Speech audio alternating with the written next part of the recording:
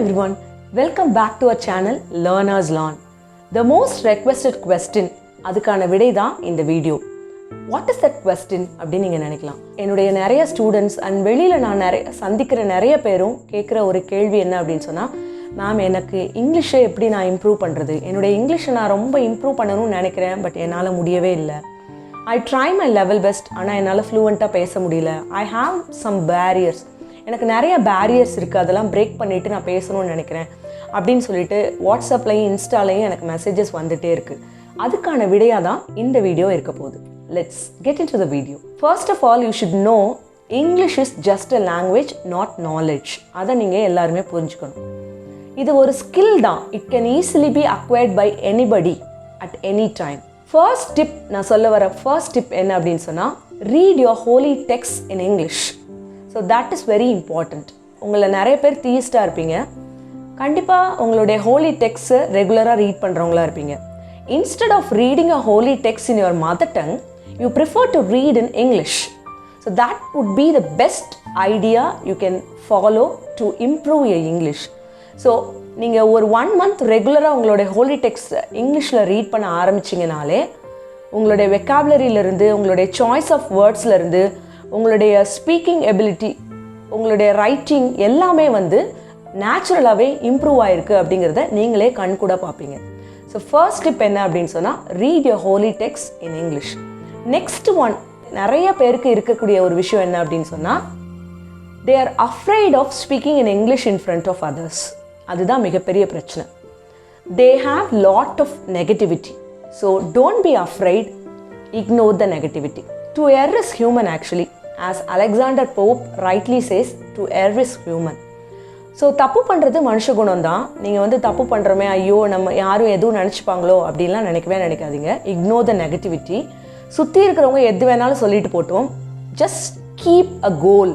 ஒரு 1 month டைமா இல்லை ஒரு 3 months டைம் நான் செட் பண்ணுறேன். அந்த டைமில் I have to be fluent in English. அதை மட்டும் நீங்கள் கோலை மட்டும் ஃபோக்கஸ் பண்ணிட்டு போயிட்டே இருங்க. யாரையுமே நீங்கள் கண்டுக்காதீங்க.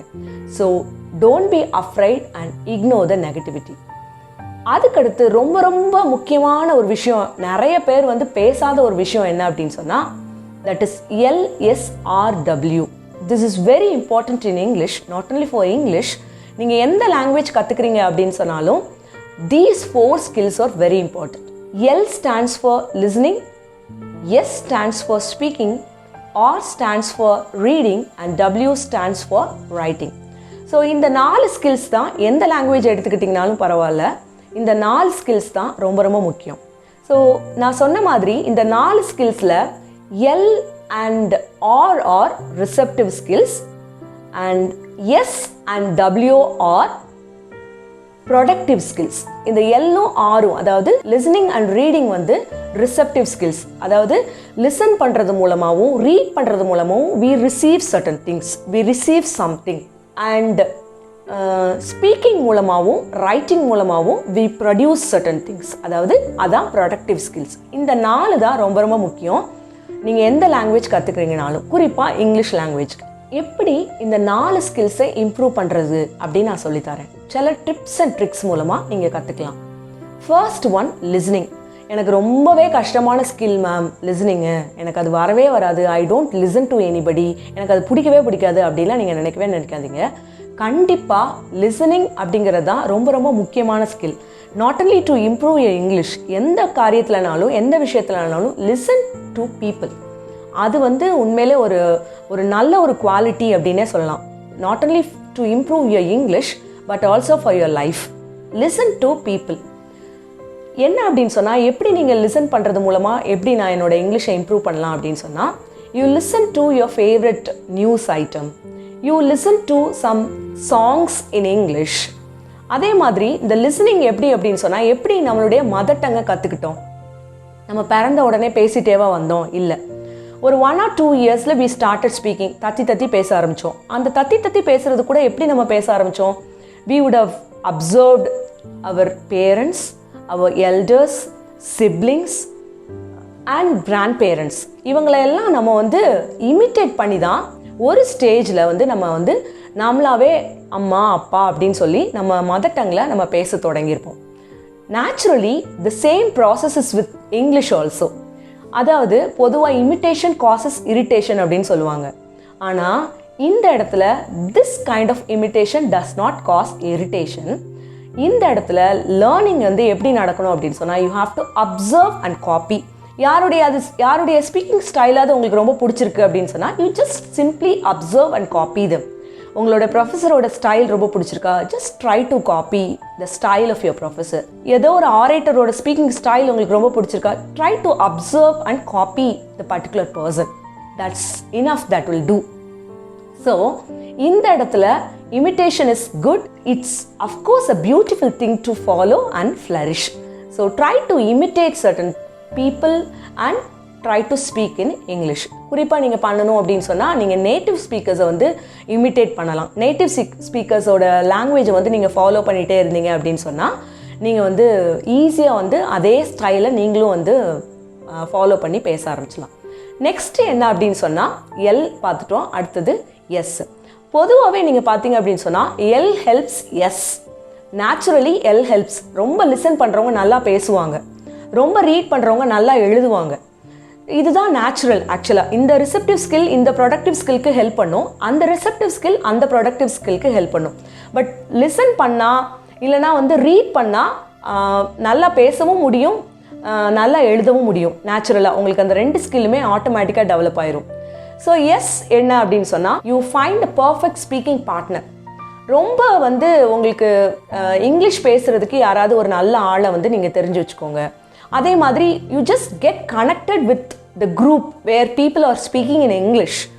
நீங்கள் வந்து ரொம்ப கம்ஃபர்ட் ஜோனில் இருக்கணும்னு நினைக்காதீங்க. யாராவது ஒரு தமிழே இல்லாத ஒரு கான்ஃபரன்ஸ் போகிறீங்க, இல்லைனா வந்து ஏதோ ஒரு மீட்டிங் அட்டன் பண்ணுறீங்க, அங்கே தமிழ் ஆட்களாக பார்த்து இல்லைனா உங்களுடைய மதர் டங் பேசுகிற ஆட்களாக பார்த்து அவங்களோட சேர்ந்து இருந்துட்டா எங்களுக்கு கொஞ்சம் கம்ஃபர்டபுளாக இருக்கும், ஏன்னா எனக்கு ரொம்ப பயம் இங்கிலீஷ் பேசுகிறதுக்கு, அப்படிலாம் நீங்கள் நினைக்காதீங்க.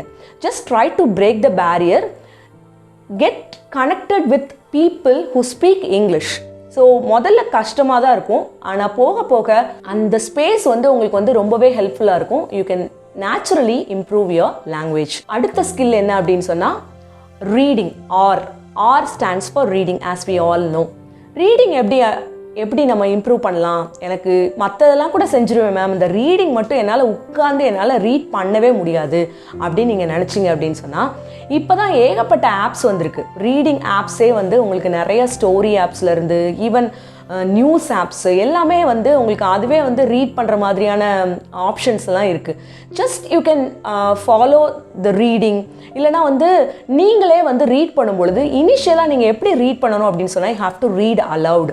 ஏன்னா நீங்கள் மனசுக்குள்ளே ரீட் பண்ணுறத விட இஃப் யூ ரீட் அலவுட், அது வந்து உங்களுக்கு தப்பாக இருந்தாலும் இல்லைனா வந்து உங்களுக்கு அந்த ஒரு ஹெசிடேஷனை வந்து அது பிரேக் பண்ணும். கண்டிப்பாக வந்து reading allowed will definitely help you in improving your language. அது ரொம்ப ரொம்ப முக்கியம். அதுக்கப்புறம் என்னால் பெருசாலாம் ரீட் பண்ண முடியாது, எனக்கு ரொம்ப பிடிச்சமான இப்போ நியூஸ் பேப்பர் எடுத்திங்கன்னா எனக்கு வந்து ஸ்போர்ட்ஸ் பேஜ் தான் ரொம்ப பிடிக்கும் அப்படின்னு சொன்னால், you just go ahead with sports page.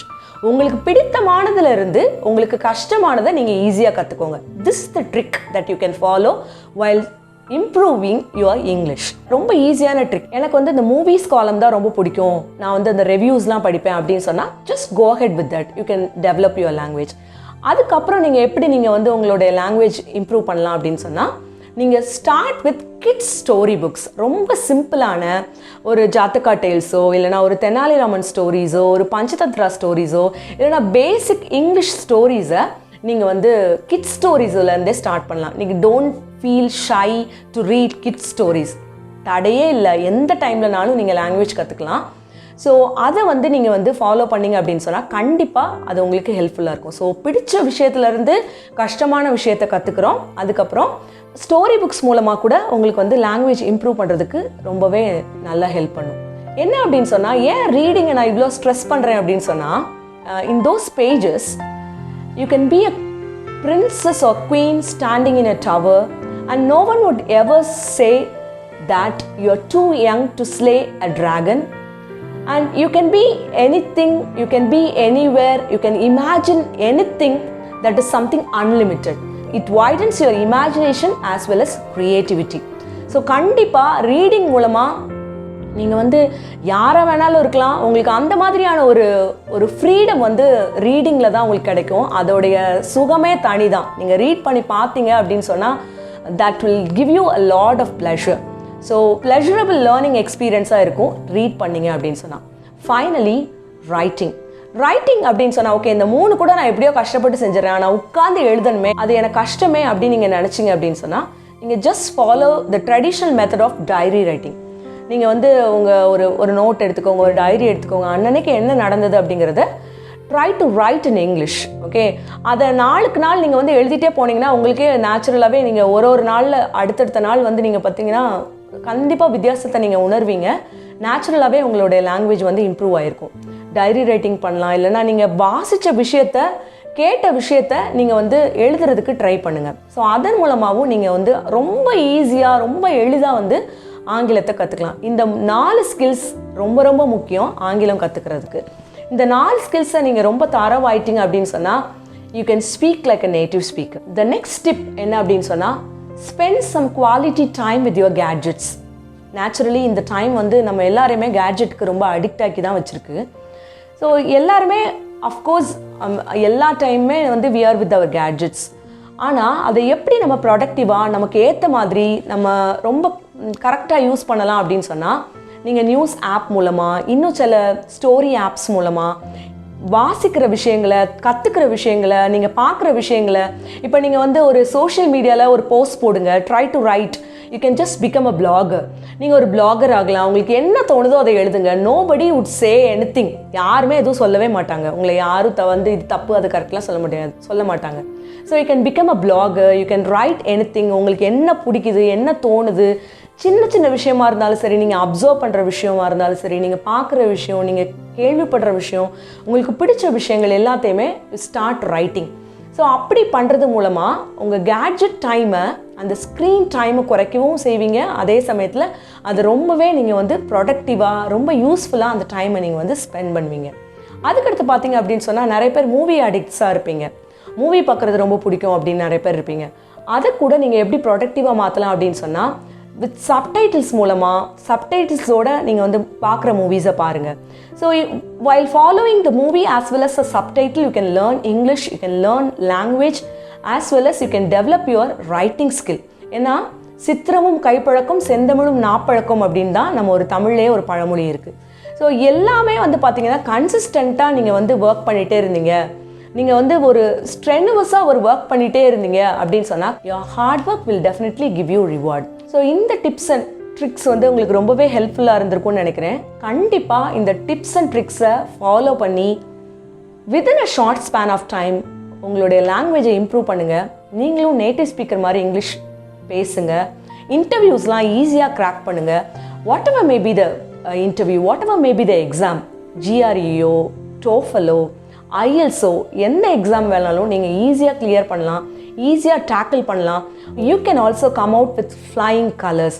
So all the very best to you all who aspire to learn English, who aspire to speak English fluently.